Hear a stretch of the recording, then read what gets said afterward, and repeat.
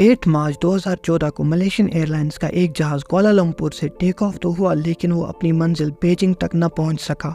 आज तक किसी को मालूम नहीं पड़ा कि ये जहाज गया तो आखिर गया कहाँ।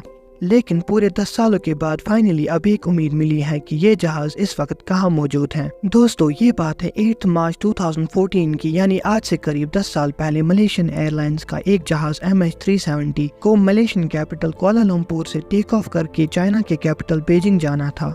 इस फ्लाइट में 2 पैसेंजर्स, 10 कैबिन क्रू मेंबर्स और 227 पैसेंजर्स मौजूद थे, जिनमें से ज्यादातर पैसेंजर्स का ताल्लुक चाइना से था। दोनों पायलट्स बहुत ज्यादा एक्सपीरियंस्ड थे, जिनमें 50 साल का कैप्टन जहारी अहमद शाह को 33 साल का फ्लाइट एक्सपीरियंस था, जबकि 27 साल के को पायलट फारिक अब्दुल हमीद एक जूनियर पायलट थे जिनको 7 साल का फ्लाइट एक्सपीरियंस था।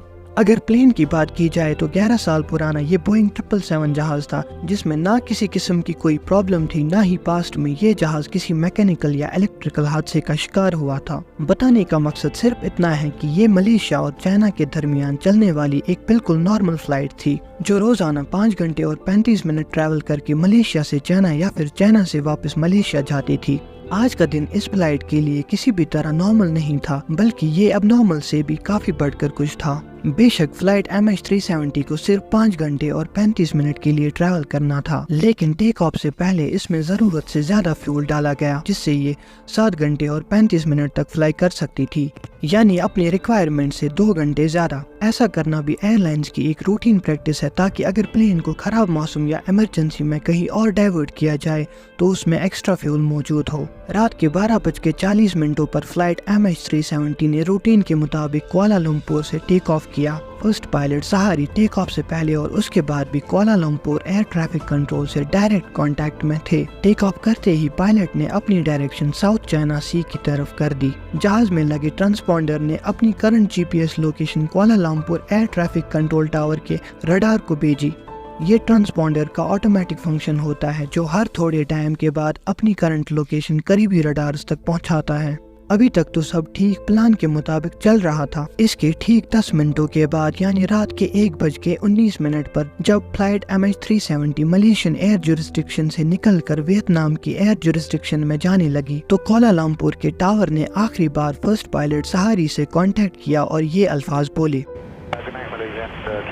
ना ही कंट्रोल टावर को पता था और ना ही शायद फर्स्ट पायलट सहारी को कि ये उनका गुड नाइट वाला मैसेज MH370 से रिसीव होने वाला आखिरी मैसेज है। अब नॉर्मली होता यूं है कि प्लेन जब तक अपनी मंजिल तक नहीं पहुंच जाता, वो अपने रास्ते में आने वाले किसी भी बड़े एयरपोर्ट के एयर ट्रैफिक कंट्रोल से कांटेक्ट में रहता है। यहाँ भी कुछ ऐसा ही होना था, लेकिन सब कुछ जो अब तक नॉर्मल चल रहा था वो अचानक से अब नॉर्मल होने लगा। अपने आखिरी मैसेज के ठीक 3 मिनटों के बाद फ्लाइट MH370 अचानक से रडार से गायब हो गई, यानी कुआलालंपुर और हो ची मिन दोनों के रडार से प्लेन पूरी तरह गायब हो चुका था। अब ये बात कुआलालंपुर के लिए तो बिल्कुल नॉर्मल थी, लेकिन जब हो ची मिन कंट्रोल टावर ने फ्लाइट MH370 को अपने रडार से गायब होते देखा तो उनको कुछ गड़बड़ लगी। उन्होंने फौरन कैप्टन जहारी से खैरियत मालूम करने के लिए वायरलेस किया, लेकिन आगे से किसी ने भी कोई जवाब नहीं दिया।